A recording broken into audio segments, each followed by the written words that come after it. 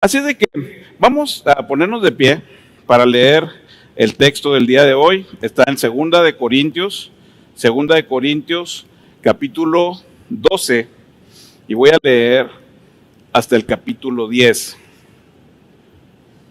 12 de Segunda de Corintios, del 1 al 10.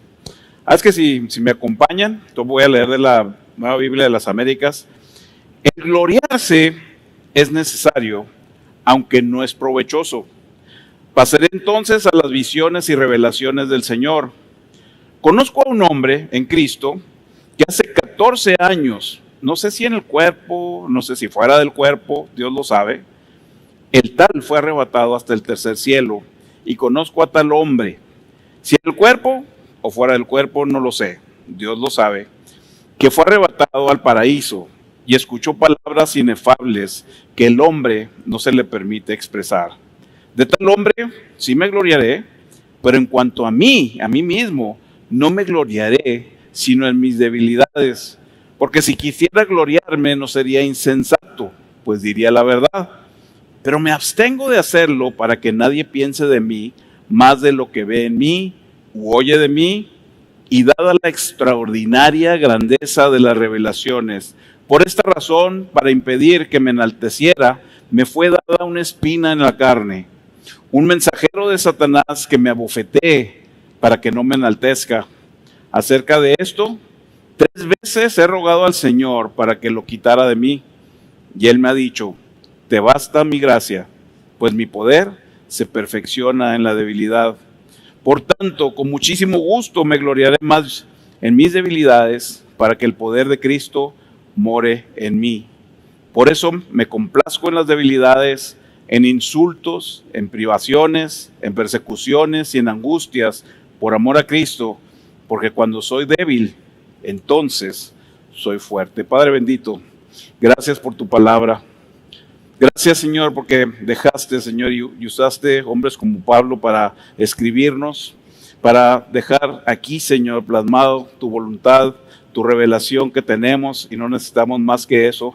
Tu palabra, Señor, estás tú, Señor, plasmado por toda ella, y te agradecemos por ello. Esta mañana te pedimos tu bendición, Señor, que utilices a este siervo inútil, Padre, para traer un mensaje de esperanza, Señor, un mensaje, Señor, en donde tu nombre sea exaltado, en donde Jesús sea el de los reflectores y sea el único que nosotros predicamos. Te damos gracias y te bendecimos en el nombre de Cristo Jesús. Amén. Si gustan tomar asiento, no creo que me relaciono con este pasaje porque me llevó al cielo, ¿ok? No, yo no fui al cielo, yo no fui al paraíso, esa parte no. Desde que empecé dije, van a pensar que fui arrebatado al tercer cielo y vi cosas sin... No, yo me relaciono con lo débil, con lo último que dice, porque en lo débil, ahí soy fuerte. Esa es la parte en la que yo me identifico. Así es de que hemos estado hablando de la carta a los Corintios, y la iglesia de Corinto estaba en Grecia, en la comunidad griega, era una comunidad que le gustaba mucho estudiar y ahondar, y querían señales. ¿Se acuerdan que llegó? A ver, dice, ustedes piden señales. El pueblo, los griegos, los corintios, pedían señales. Entonces, Pablo, por muchos años, o sea, por algunos años, fue y plantó esa iglesia, levantó pastores, etcétera, la dejó establecida, y luego empezó a informarse de ella. Y se dio cuenta, de acuerdo a los reportes, que estaban bien mal. Era una iglesia terrible, ya lo hemos visto, y un repasito así rápido. Pero luego Pablo empieza a defender su ministerio y a decirles, o sea, todo lo que él ha padecido por el ministerio. Y luego empezó a hablar de los falsos maestros. De hecho, está muy extenso todo lo que defiende cuando habla de los falsos maestros. Y a veces pudiera pensar y decir a alguien, es que en Misión de Gracia se la pasan hablando de los falsos maestros. No, es lo que dice el texto. Y nosotros lo que queremos ser es ser fieles a lo que la palabra de Dios dice. Nosotros no tenemos la agenda de descubrir a nadie como falso maestro, ni mucho menos. Es lo que aquí dice. Y lo hemos estado viendo. Y si yo les voy a decir algo, si la Biblia lo repite, y lo repite, y lo repite, cualquier tema, es porque es muy importante. es porque le tenemos que poner mucha atención. Hoy no vamos a hablar de los falsos maestros, como vieron el texto, eso ya lo vimos, gracias a Dios, ya lo vimos, ya está establecido, ya está enseñado. Pablo defendió su ministerio por los sufrimientos que él padeció. Memo nos trajo la enseñanza de todo lo que padeció Pablo. Pablo sufrió balazos, latigazos, lo apedrearon, lo dieron por muerto, sufrió terriblemente. Imagínense, dice que pasó noches en el mar, náufrago, solo. Yo no me quiero imaginar qué será estar una noche en el mar, flotando, a medianoche, y luego otra noche. Imagínense la sed, el hambre, o sea, todo lo que padeció Pablo. Sin embargo, aquí nos habla de cómo se gloria más bien en esas debilidades. Pero luego dice, ahora vamos a pasar, dice, griegos, ¿ustedes quieren señales? Bueno, vamos a pasar, aunque no es, dice, aunque el gloriarse es necesario, aunque no es provechoso. O sea, no conviene. ¿Qué es gloriarse? Gloriarse es presumir. O sea, el apóstol Pablo dice, yo no voy a presumir de mí, pero en esta ocasión es necesario. ¿Por qué? Porque está avalando su ministerio, está avalando que lo que él les enseñó a los corintios es verdad, y él es un verdadero maestro de parte de Dios. Entonces dice, pasaré entonces a las visiones. O sea, el apóstol va a hablar de las visiones que ha tenido, de unas experiencias impresionantes, únicas, que están registradas en la palabra de Dios. En el Nuevo Testamento, Pablo no presume de ellas. ¿Se fijaron cuánto hacía de esa visión que había ido al paraíso? 14 años. O sea, si yo hubiera recibido esa visión anoche, yo aquí estaría diciéndole, ¿saben qué? Fui al cielo y oí cosas inmencionables. Yo, claro que hubiera dicho, yo fui arrebatado por Dios. Sin embargo, Pablo no lo hizo. Pablo no lo hizo, y 14 años después utiliza sus revelaciones, sus visiones para beneficio de la iglesia de Cristo. Dice, para gloriarme yo, no. Es necesario, pero no conviene.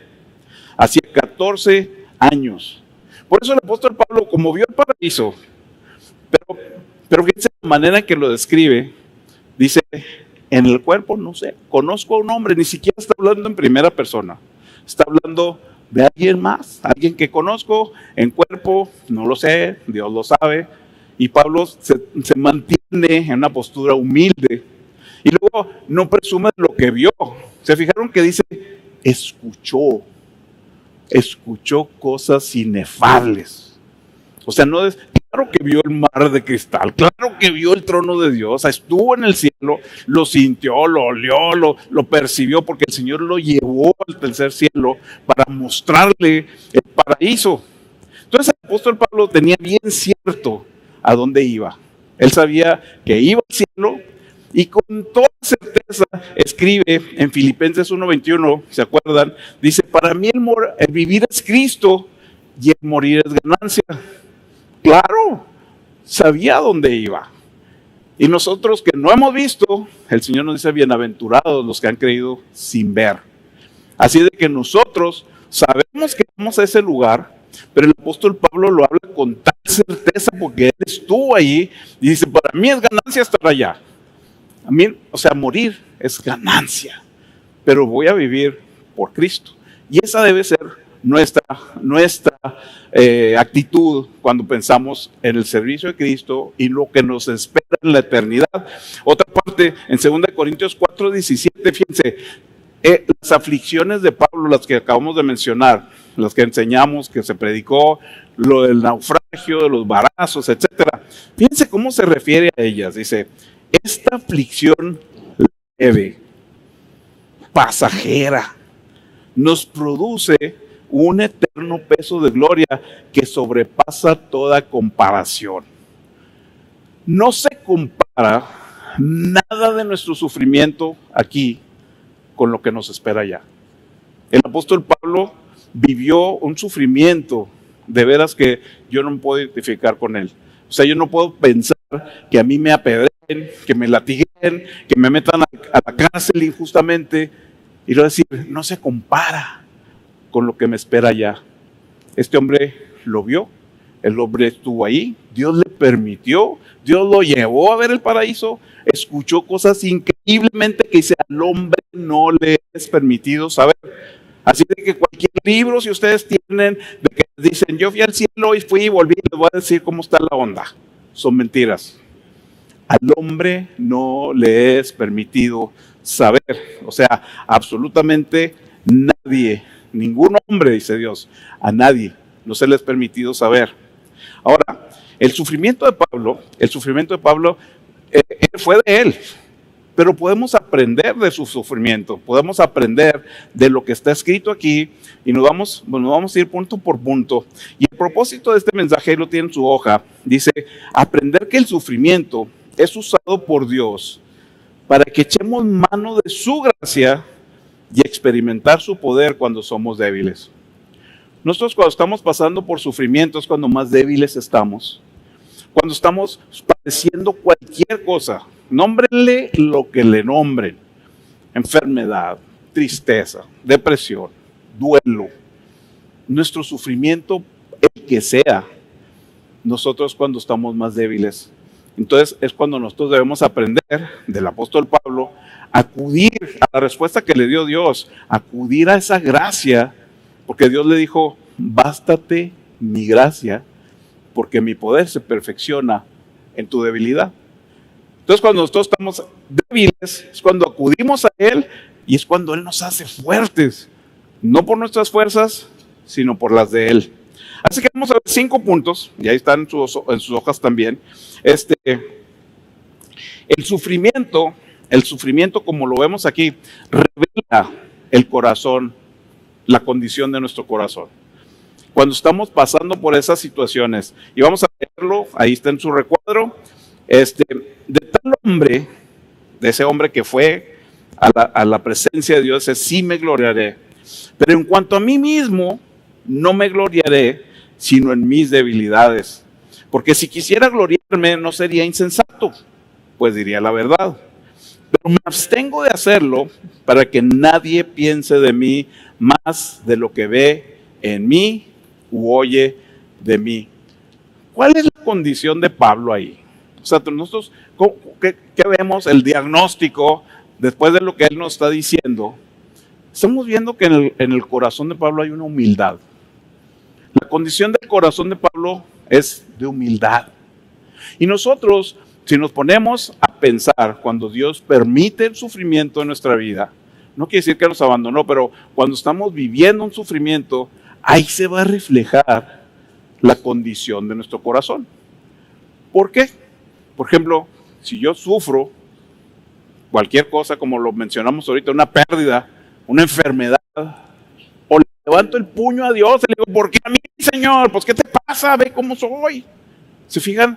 Yo puedo ver la condición de mi corazón, un corazón arrogante, un corazón que desafiante contra la voluntad y la soberanía de Dios. O puedo decir, bueno, pues ni modo, indiferente, pues ni modo, pues así me tocó. O sea, el sufrimiento a nosotros nos hace ver la condición de nuestro corazón. O sea, el Señor nos permite sufrir, nos permite, no porque le encante vernos sufrir, sino porque Él quiere conformarnos más a la imagen de su Hijo. Esa es la intención de Dios. Ahora, en este caso, vamos a ver que el corazón de Pablo es el corazón de un hombre humilde. Dice, yo no me quiero gloriar. Y lo leímos y ahí se lo pueden llevar. Dice, yo no me voy a gloriar. Yo me voy a gloriar de mis debilidades. De eso sí voy a presumir, que soy débil, que soy chafa. Y yo sí creo que nosotros nos debemos identificar y dar con el punto de nuestro corazón, y eso solamente ustedes y Dios lo saben. O sea, si se llevan algo de este sufrimiento y cómo se pueden identificar con él, analicen ustedes cuando ustedes están pasando por un sufrimiento, cuando ustedes están pasando por una tribulación, ¿cuál es su reacción? Entonces ahí sí, si nosotros vemos que no hay humildad, vamos a seguir aquí, vamos a ver qué sigue haciendo Dios en el corazón de Pablo. Y si hay humildad, vamos a ver qué sigue aquí y qué hace Dios en el corazón de Pablo y en el de nosotros. Así que nos vamos al número 2. Dice, Dios lo permite, el sufrimiento, para ayudarnos a ser humildes y mantenernos humildes. Y dice, ahí está su recuadro, dice, dada la extraordinaria grandeza de las revelaciones, por esta razón, para impedir que me enalteciera, me fue dada una espina en la carne, un mensajero de Satanás que me abofetee para que no me enaltezca. Dos veces en esas líneas dice, para impedir que me enaltezca, y termina diciendo, para que no me enaltezca. ¿Pero qué le mandó? El corazón de este hombre era humilde. Bueno, el sufrimiento es para ubicarnos en la humildad, y si ya estás humilde, para mantenerte humilde. O sea, tiene los dos factores. Si tú dices, es que mi corazón, yo lo he identificado que es bien soberbio, bueno, el sufrimiento te va a ayudar a humillarte delante de Dios. Y si tú ya tu corazón está humillado delante de Dios y tú dices, no, mi corazón anda en humildad, bueno, el aguijón o el sufrimiento te va a ayudar a permanecer humilde. O sea, el sufrimiento en el creyente no tenemos a un padre sádico que le gusta que suframos. Por supuesto que no. Al contrario, o sea, Él quiere moldearnos con todo su amor, con toda su paciencia, para que nos conformemos más a la imagen de su Hijo. Entonces dice, las visiones, la grandeza de las revelaciones. Yo creo que nadie en la historia ha tenido en el Nuevo Testamento unas revelaciones como las del apóstol Pablo. Hay registros en el libro de Hechos, hay como diferentes visiones, revelaciones. ¿Se acuerdan cuando que andaba persiguiendo a la iglesia y se aparece el Señor y lo tumba y dice, pues, ¿por qué me persigues? Y le dice Pablo, pues, ¿quién eres? Soy Jesús al que tú persigues. O sea se lo topa cara a cara. Y lo oye y la visión tremenda que tuvo. Y luego se lo lleva al paraíso. Otra visión tremenda.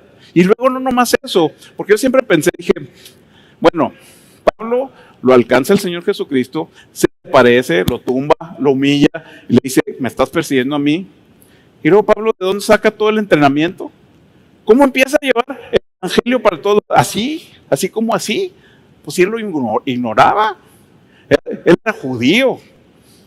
Era fariseo de fariseos acá de los machinzotes de los judíos. Pero dice en Gálatas, fíjese lo que pasa en Gálatas, lo que dice Pablo, en 1, 11 y 12, dice, quiero que sepan, hermanos, que el evangelio que fue anunciado por mí, o sea, andaba llevando el evangelio, no es según hombre, pues ni lo recibí de hombre, ni me fue enseñado, entonces, sino que lo recibí por medio de una revelación de Jesucristo. El mismo Señor Jesucristo le reveló el evangelio a Pablo. ¿Tendría de qué presumir Pablo?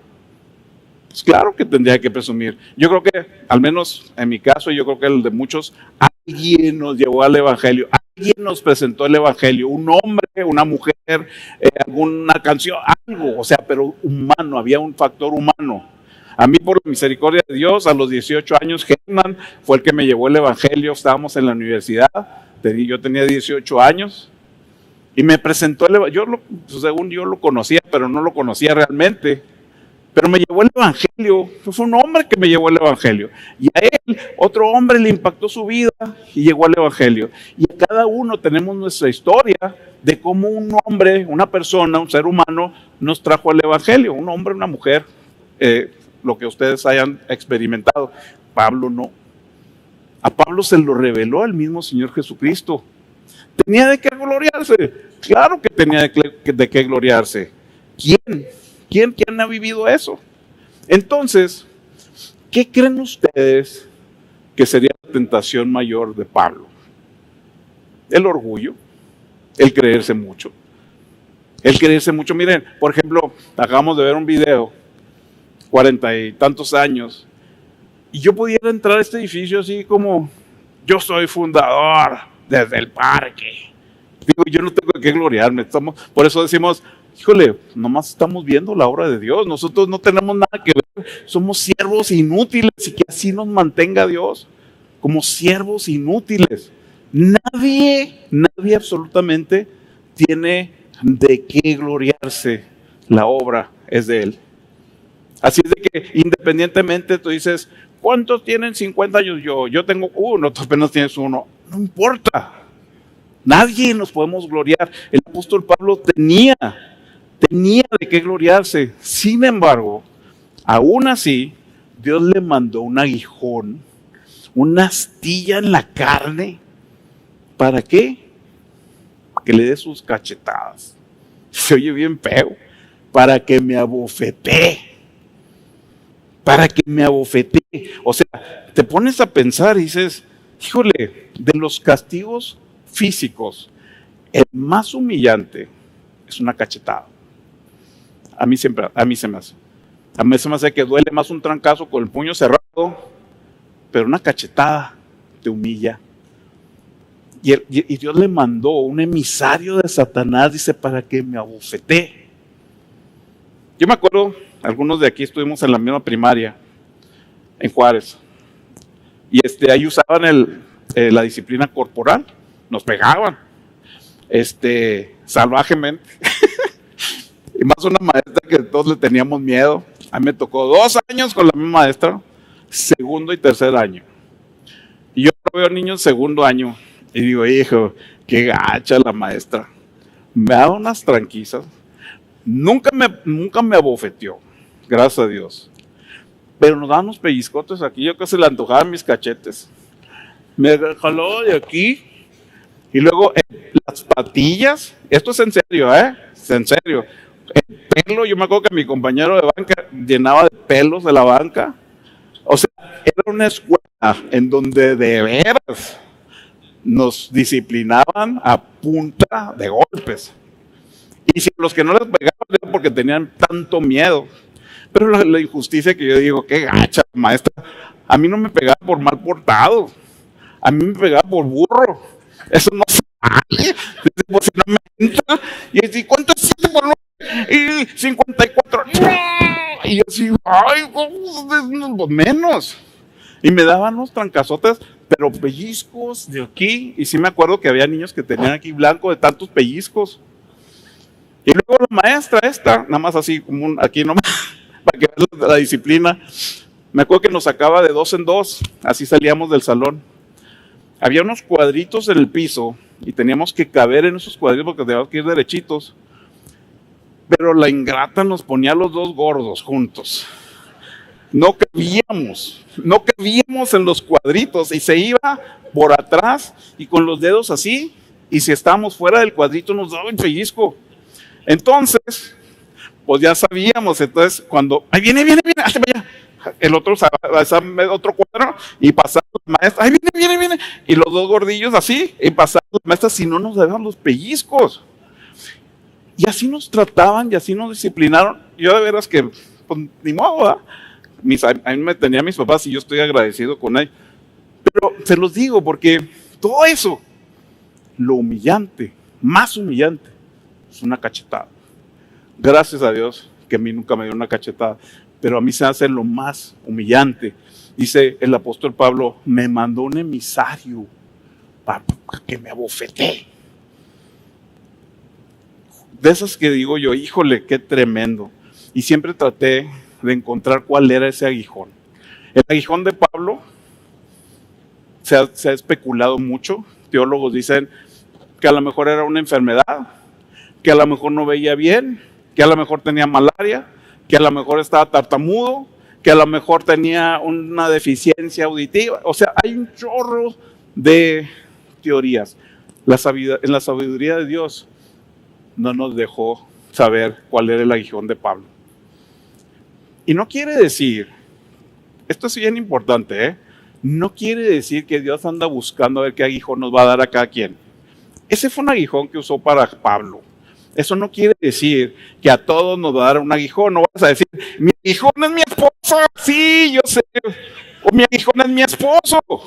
No. Tu aguijón no es tu esposa. Tu Tu esposa es tu ayuda ideal. Y tu esposo es un regalo de Dios que te va a cuidar y te va a dirigir y va a velar por ti. No. Esos no son aguijones, ¿ok? Los aguijones, el aguijón de Pablo es único. Es único. Sí nos deja el Señor vivir sufrimiento. Sí sufrimos. Claro, el Señor mismo, el Señor Jesucristo nos lo dijo.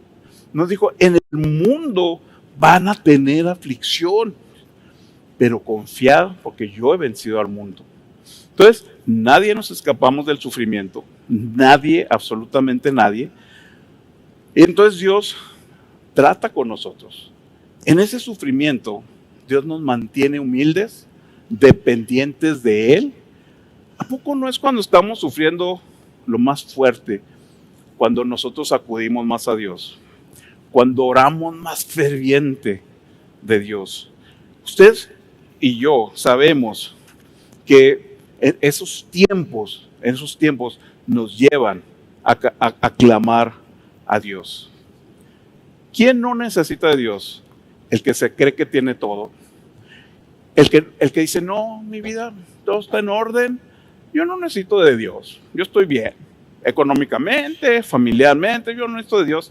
Es un corazón totalmente arrogante, en soberbia. Y cuidado, porque Dios, si eres creyente, Dios se va a encargar de ponerte en tu lugar, en sumisión a Él. No te va a castigar, pero sí, con ese amor de Dios, con el amor que nos tiene, Él se va a encargar de ponernos bajo su sumisión y hacernos a nosotros humildes o mantenernos humildes. El número 3 dice, Dios permite el sufrimiento en los creyentes para atraerlos hacia Él. En el cuadro dice acerca de esto, 3 veces he rogado al Señor para que lo quitara de mí. 3 veces el apóstol Pablo. Yo digo, si yo tuviera un aguijón como ese de Pablo que lo abofeteaba, yo no le hubiera pedido 3 veces. Yo le hubiera pedido 3 veces al día. Por favor, Señor, líbrame de esto. Pablo estaba sufriendo, pero dice, 3 veces se lo he pedido que me lo quite. Y hay una similitud ahí, porque el Señor Jesucristo, cuando vino, Él sabía que venía. Él anunció su muerte y les dijo a sus discípulos, es necesario que el Hijo del Hombre sea torturado y lo van a matar. Todo les dijo. Él ya lo sabía. A eso vino. Por eso se despojó de su gloria y se hizo como uno de nosotros. Y aún así, puesto que era 100% hombre también, la noche anterior a su pasión, ¿qué fue lo que hizo? Se fue a aquel jardín de Getsemaní y le pidió al Padre 3 veces que si fuera posible que pasara, que no tuviera que pasar eso. Él sabía lo que le esperaba. Él sabía el sufrimiento, no nomás físico, sino que iba a estar apartado de su Padre por primera vez en la eternidad por nosotros, para que creyéramos, para que el que creyera en Él fuera salvo y nos abriera la entrada al cielo para que pudiéramos estar en misión de gracia ahorita en el 2024. Para poder entrar nosotros, Él sabía que tenía que padecer. Y aún así, 3 veces le pidió al Padre, si fuera posible, que pasara la copa. ¿Y el Padre qué le dijo? No, a eso fuiste. A eso vino. El apóstol Pablo dice, 3 veces se lo pedí, no le quitó el aguijón, para mantenerlo humilde. Tenía un propósito el sufrimiento de Pablo, tenía un propósito divino el sufrimiento de Jesús. No se los quitó. Cuando Dios no nos contesta conforme a lo que pedimos, o nos contesta diferente, muchas veces nos molestamos. Muchas veces nosotros nos molestamos con Dios, cuando a veces pedimos por cosas totalmente superficiales, y aun cuando son muy, muy necesarias, pero nos ponemos a pensar, los sufrimientos que, como dice Pablo, no se comparan con la gloria que nos espera. Porque pensé también en Jonás. ¿Se acuerdan? Jonás, un profeta que fue enviado a una ciudad para que les predicara, y dijo, no voy a ir porque se van a arrepentir, y yo no quiero que se arrepientan, es una ciudad terrible. Y se fue a otro lado. Entonces, Pues toda la historia no va a predicar de él, pero lo aventaron al mar, se lo tragó un pez, y es cierto, es la Biblia, la palabra de Dios, y se lo tragó un pez. Dice que clamó desde del vientre del pez. ¿No el sufrimiento de Jonás lo llevó a clamar a Dios? ¿Que no era Jonás el que dijo, Nel, yo no voy a ir? Estando allí en el sufrimiento, 3 días. Y no crean que se puso como Pinocho, que puso una mesita y con una vela adentro de la ballena. Claro que no. Dice, imagínense los jugos gástricos de ese pez. Dice, rodeado de algas y de hierbas, todo lo que ha comido el pez. El olor ha sido espantoso. La desesperación de Jonás de estar ahí metido adentro del pescado. Yo no dudo, no dice, pero estoy seguro, dice que clamó a Dios. Pero yo creo que clamó desde que se lo estaba tragando. Y 3 días duró clamándole a Dios que tuviera misericordia, hasta que ese pez fue y lo escupió para que cumpliera el propósito de Dios. ¿Se fijan el propósito de Dios? Si permite el sufrimiento para cumplir su propósito. No porque le encante que suframos, claro que no. Tiene un propósito y ese sufrimiento nos atrae hacia Él. Ese sufrimiento hace que nosotros clamemos más a Él, que nos acerquemos a Él, como se acercó el apóstol Pablo 3 veces, como Jesús clamó a su Padre, como Jonás, y como vemos a través de la historia, como a través del sufrimiento, los salmos están llenos de David pidiéndole a Dios. Cuando estaban sufriendo y lo andaban persiguiendo, Dios usa el sufrimiento y las tribulaciones para atraernos a Él. Entonces el Señor le contesta a Pablo en el número 4. Dice, Dios usa el sufrimiento para manifestarnos su gracia. Y luego le dice, y Él me ha dicho, mi gracia es suficiente. Y yo pienso que ese es el meollo de todo. Ese es nuestro punto principal. Dice, mi gracia es suficiente, es bastante. Mi gracia, ahí detente en tu gracia, ahí detente en la gracia de Dios. Cada vez que Pablo le decía, Señor, quita por favor de mí este aguijón, mi gracia es suficiente. Ya no aguanto, Señor, quítame el sufrimiento. Mi gracia es suficiente. Entonces, dice uno, bueno, pues ¿qué es la gracia? Si me voy a detener en la gracia de Dios, pues ¿qué es la gracia? Bueno, la gracia es el favor inmerecido de Dios. Dios le dice, mira, todo lo que te he dado gratis, todo el favor que te he dado gratis, está a tu alcance.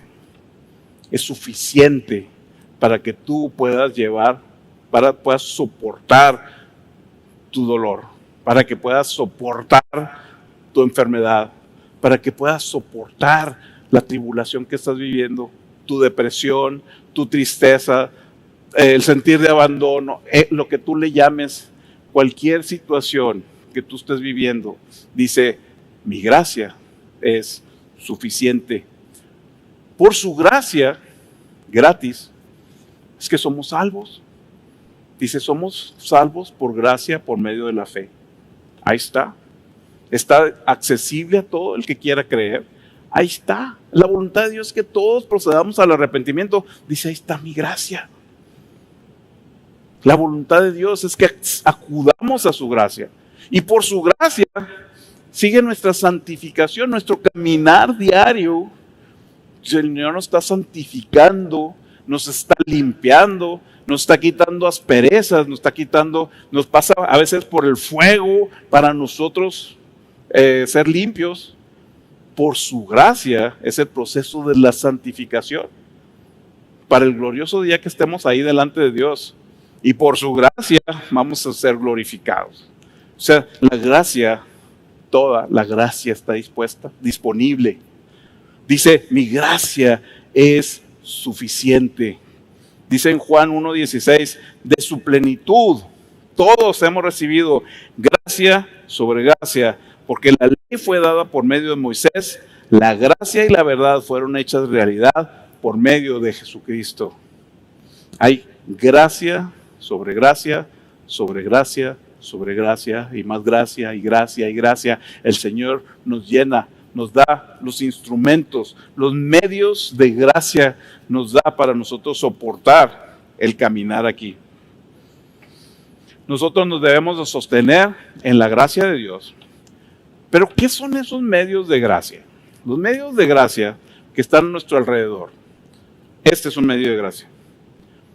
El tener la libertad de ir a la iglesia, alabar a Dios, escuchar su mensaje, este es un medio de gracia. El convivir con los hermanos, los grupos de casa son medios de gracia. El ir al grupo de mujeres, al de hombres, todo lo que está a nuestro alcance son medios de gracia. Pero mi sufrimiento es mayor. No, ahí Dios te va a encontrar. Ahí va a estar la palabra de Dios, en donde tú vas a encontrar el consuelo, donde vas a encontrar el alivio, donde vas a encontrar la frescura de la situación que estás pasando. Y tú podrás decir, pero ¿cómo aplica eso? Estoy enfermo.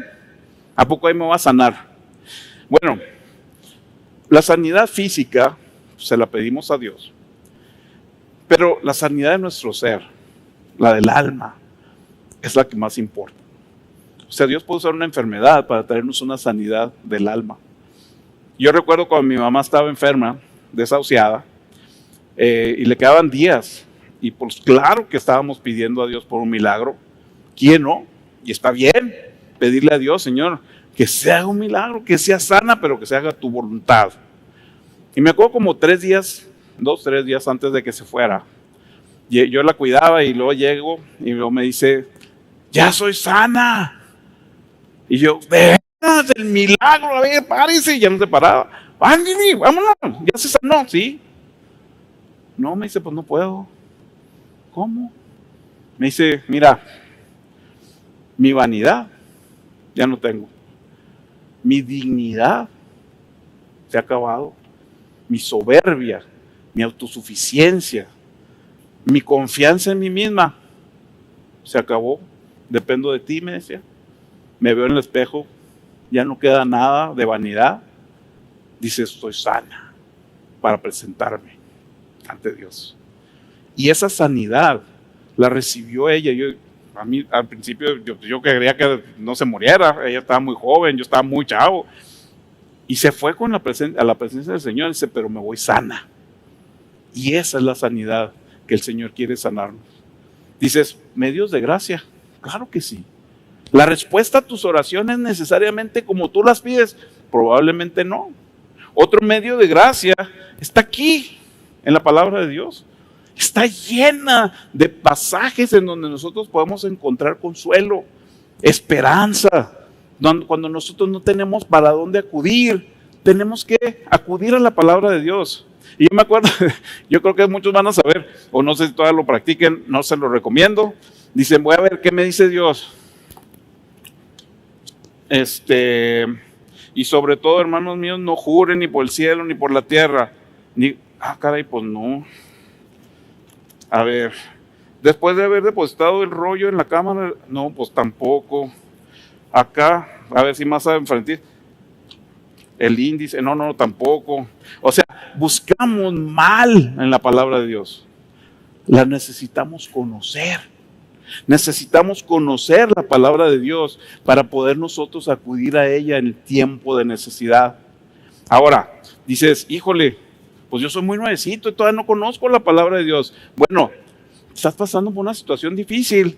Otro medio de gracia que Dios nos ha bendecido en esta congregación, la consejería bíblica. Tú vas a la consejería bíblica con Memo, con su equipo de consejeros, no van a darte sus opiniones.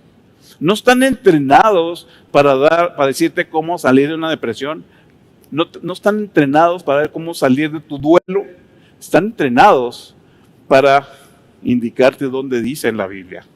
Por eso es consejería bíblica. Porque te van a llevar a donde en la palabra de Dios encontrar la esperanza que necesitas, el alivio que necesitas de lo que estás tú viviendo. Esa es la consejería bíblica. Lo tenemos, está a nuestro alcance. La gracia es suficiente. Tenemos la gracia, lo tenemos aquí. Una de las cosas que que batallé yo en mi vida, batallé mucho en mi vida, fue depresiones. Yo tuve depresiones muy fuertes, y se me hace que ya me adelanté, pero ahorita llego, mejor ahorita les digo. Pero si nosotros queremos recibir de parte de Dios, ahí viene otro recuadro. Si queremos recibir de parte de Dios, nosotros tenemos que ser humildes. Dice, Dios resiste a los soberbios y da gracia a los humildes. Por tanto, sométanse a Dios, resistan al diablo, resistan al diablo, resistan pues al diablo y huirá de vosotros. Nosotros debemos ser humildes, debemos ser dependientes de Dios. Dice, Dios te resiste si eres soberbio. Si tú eres autosuficiente, Dios te va a resistir. Dice, sométete humildemente a Dios, a su palabra, resiste al diablo y él va a huir de ti.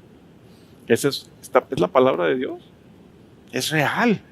O sea, la palabra de Dios es completamente real y es aplicable. Totalmente aplica, es efectiva, sigue, la palabra de Dios no va a pasar, es viva, es eficaz, y nos dice aquí cómo es que nosotros por medio de su palabra podemos resistir. La gracia de Dios es suficiente para poder nosotros vencer al pecado. El pecado está vencido, pero ahí sigue molestándonos. Por eso, la gracia de Dios nos ayuda para vencer la tentación. Dice, sométete a Dios y el diablo va a huir. La gracia de Dios es para que podamos soportar en el sufrimiento. Hay una desilusión, la gracia de Dios te va a ayudar para eso. Hay un dolor, la gracia de Dios te va a ayudar en medio de tu dolor. Necesitamos de la gracia de Dios para obedecer a Dios. Necesitamos la gracia de Dios para servirlo. Necesitamos la gracia de Dios para alabarlo. O sea, la gracia de Dios está a nuestra disposición para nosotros vivir vidas que agraden al Señor. ¿Ok? Entonces, la gracia de Dios, la palabra de Dios, es un medio de gracia que nosotros no podemos descuidar. Debe ser el centro de nuestra vida. Debe ser el centro de donde brote la vida en nuestro ser. La palabra, acude a la palabra, hazte un plan de seguir, de estudiar la palabra, escudriña la palabra de Dios. Necesitamos la palabra. Y acabo de leer un libro y viene un recuadro ahí que también viene ahí. Dice, y me encantó porque se me hizo muy tremendo. No es bíblico, pero no está mal. Dice, podemos decir que cada aliento de la palabra de Dios nos llega todavía caliente de la boca de Dios, como si la acabara de pronunciar. A mí se hizo bien tremendo pensar que cuando yo tengo la necesidad de la palabra de Dios, es decir, yo voy a recibirla como que la acaba de exhalar y sentir todavía su calor de su aliento, pues la está mandando a mí, la está mandando a ti. Cuando estás en lo más oscuro de tu vida, escuchas la palabra de Dios, dice, recíbela como si la acabara de exaltar y todavía sentir el aliento de Dios. Así de real es la palabra de Dios. La palabra de Dios no es un libro que debe estar ahí eterno. No. La palabra de Dios está viva. Nos está hablando. Que todavía se sienta el aliento de Dios cuando recibes ese consuelo a través de su palabra. Entonces, por ejemplo, los salmos es un excelente lugar para encontrar situaciones, para encontrar el consuelo de Dios, para encontrar la frescura de Dios. Ahí encontramos la situación de nuestro corazón, ahí podemos ver cómo Dios responde en diferentes circunstancias. Y les empecé a decir ahorita de que yo de joven pasé depresiones muy terribles. Mis depresiones empezaron como a los 12 años, por eso entiendo muy bien a los jóvenes que dicen es que están deprimidos. Bueno, yo fui un joven depresivo, muy depresivo. La verdad es que yo no quería vivir. Y vino el Señor y me rescató. Y pensé que ahí se iban a acabar mis depresiones. Y no se acabaron. Yo no sé por qué las recibía, por qué las tenía, gracias a Dios, hace años que no. Pero no sé si hormonal o situaciones o los trancazos que me dieron de chiquito, no sé, ahí en la escuela, quedé traumado, no sé. Pero sí, yo me puedo identificar con personas que están pasando por depresión. Esa fue una realidad muy tremenda, muy difícil. Las personas que han pasado depresiones, yo me veía como en un pozo profundo, oscuro, y allá veía una bolita de luz. Y decía, pues, ¿cómo llego? No hallaba la salida. Y duraba temporadas bien tremendas. Y de veras doy gracias a Dios por los medios de gracia que me trajo. Uno de ellos, Helman, que aguantó tantos años de que yo creo que no haya ni qué decirme. Es que yo me siento así, ya está, oscuro, la oscuridad esa terrible, que yo sé que gente lo ha vivido, gente a lo mejor lo está viviendo. Y son unas situaciones sin esperanza, que solo la palabra de Dios nos puede traer esa esperanza. Y me acuerdo que en ese tiempo yo era maestro en el distrito escolar de Isleta, y allá, cerca del Ribereño. Entonces, a la hora de comida, y luego lo tremendo es que traía mi depresión en lo más profundo, en lo más fuerte, con el deseo de no vivir, con el deseo de morirme y tener que dar clases de educación especial y de andar con el ánimo y todo, por dentro deshecho. Y yo creo que muchos lo hemos vivido. Y me acuerdo que a la hora de comida, me salía, me iba a un parque y veía allá a lo lejos la montaña Franklin. Entonces, yo no puedo, mi oración no era tan ferviente, pero sí muy sincera. Y yo lo único que decía, Señor, aquí estoy. Esa era mi oración. Aquí estoy.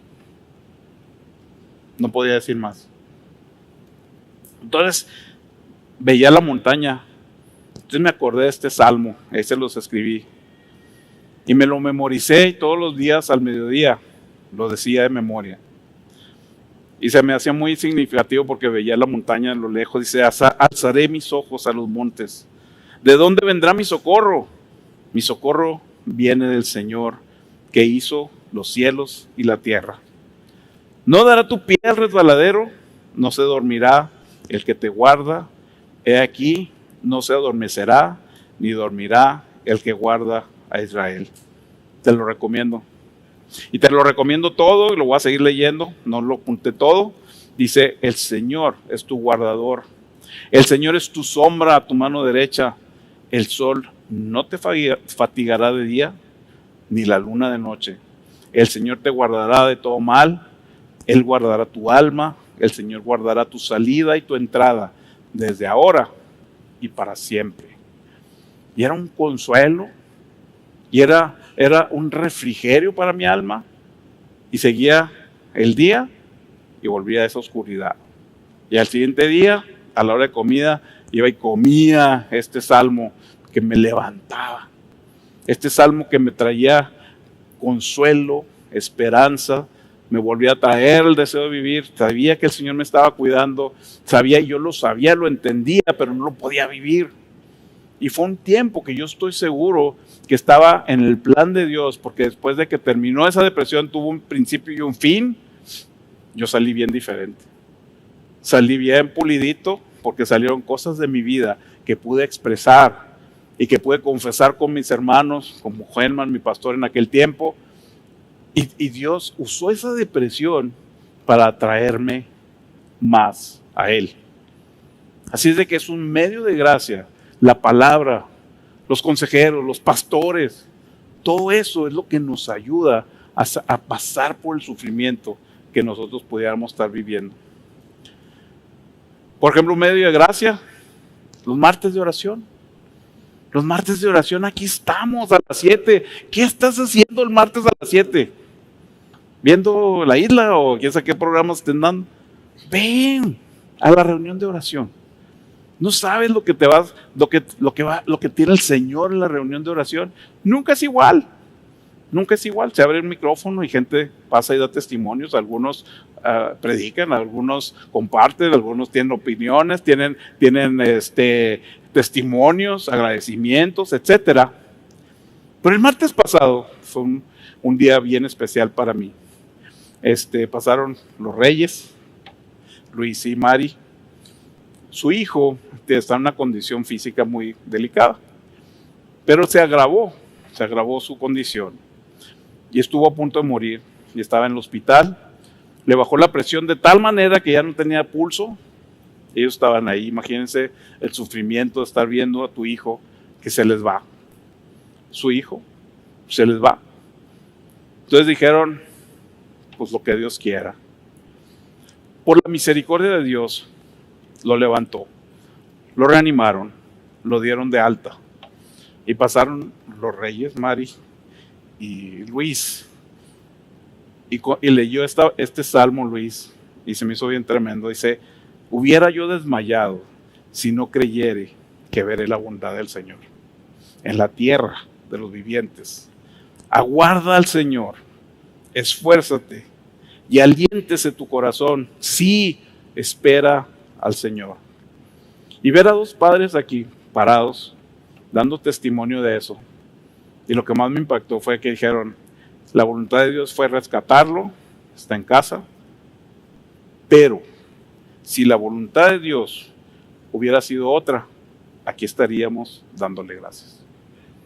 Eso es acudir a la abundante gracia de Dios. Eso es decir, te basta mi gracia. Palpablemente podemos ver en una familia cómo acudieron a la gracia de Dios y Dios les trajo, les concedió que su hijo siga viviendo. Dicen, pero si no hubiera sido así, estaríamos aquí también dando gracias. Esa es una manera de nosotros acudir a la gracia de Dios, a la sobreabundante gracia de Dios, a echar mano de la gracia de Dios. En el caso de Pablo, no le quitó el aguijón. Y mi último punto, el 5, dice, Dios usa el sufrimiento para perfeccionar su poder en nuestra debilidad. Cuando estamos lo más débil, es cuando podemos ver la perfección del poder de Dios en nosotros. Y el último recuadro dice, mi poder se perfecciona en la debilidad. Ese es en lo que yo sí me identifico. Dice, por tanto, con muchísimo gusto me gloriaré más bien en mis debilidades, para que el poder de Cristo more en mí. Por eso me complazco en las debilidades, en insultos, en privaciones, en persecuciones y en angustias, por amor a Cristo. Porque cuando soy débil, entonces soy fuerte. El poder de Dios se perfecciona en nuestra debilidad. Entonces, yo lo leía y decía, entonces el poder de Dios no es perfecto. No. Dice, el poder de Dios perfecto se perfecciona en tu debilidad imperfecta. El poder de Dios es perfecto y Él lo quiere manifestar en tu imperfección. Dice, ahí se perfecciona en tu vida el poder de Dios. El poder de Dios es perfecto, pero en mi debilidad imperfecta, ahí se manifiesta el poder perfecto de Dios para acabar su obra en mi vida. En eso sí yo me puedo identificar, en mi debilidad, en mi necesidad de Dios, en mi dependencia de Dios. Dios me libre de depender de mí mismo. Dios me libre y me mantenga lo suficientemente humilde para yo depender, que mis fuerzas sean fuerzas puestas en Él. Para que si no recibo la oración que yo estoy pidiendo, que yo no reclame a Dios, sino que yo diga, gracias Señor, porque tu respuesta es mucho mejor que lo que yo pedía. Que como Pablo, no 3 veces, pero insistes, qué bueno. Y si Dios se tarda en contestar, no te enojes. Mantente humilde delante de Dios y reconoce tu debilidad para que ese poder perfecto se mantenga bien en ti y se perfeccione. Él está listo para mandarnos de su gracia. Él está listo para darnos consuelo. Él está listo. Ahora, los procesos a lo mejor tardan. No está mal. Un duelo toma tiempo. Yo lo acabo de vivir el año pasado. Fue el duelo más terrible que yo viví. Digo, a lo mejor no se me notaba tanto, pero yo lo he sufrido mucho, la ausencia de mi hermana. la extraño horrible, pero Dios se ha encargado de consolarme en esta iglesia, en su palabra. Su Espíritu Santo me ha consolado. Sin embargo, Dios permitió que yo viviera eso. Claro, pues no estoy exento a eso. Le voy a pedir al equipo de alabanza que pase por mientras que terminamos. Y voy a terminar también parte del libro que leí, y me gustó mucho lo que el autor escribe en un párrafo casi al final. Dios no le quitó el aguijón a Pablo, no se lo quitó. El mensajero de Satanás lo mantuvo humilde.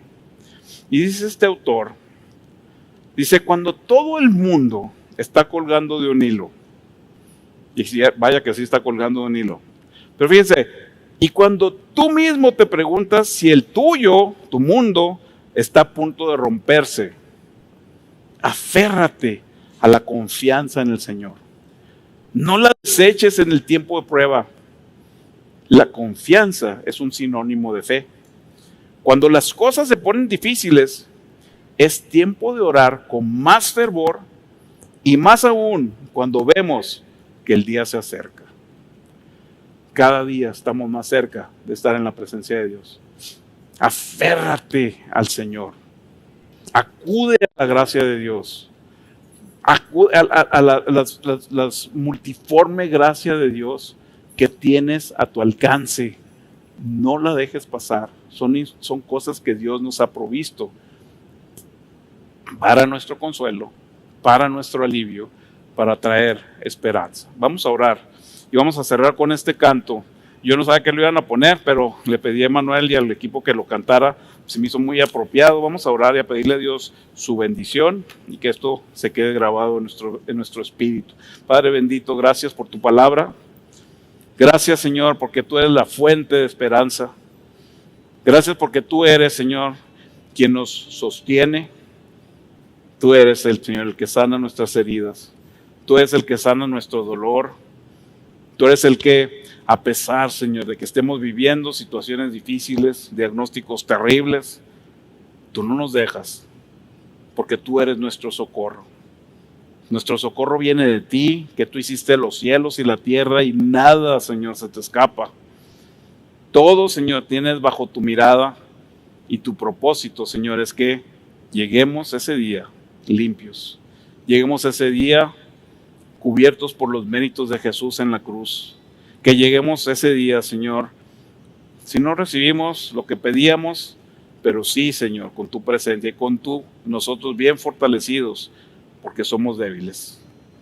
Gracias, Señor, porque aún suena contradictorio, pero es una realidad, Señor. Es una realidad que cuando estamos débiles es cuando tú nos fortaleces por tu poder perfecto.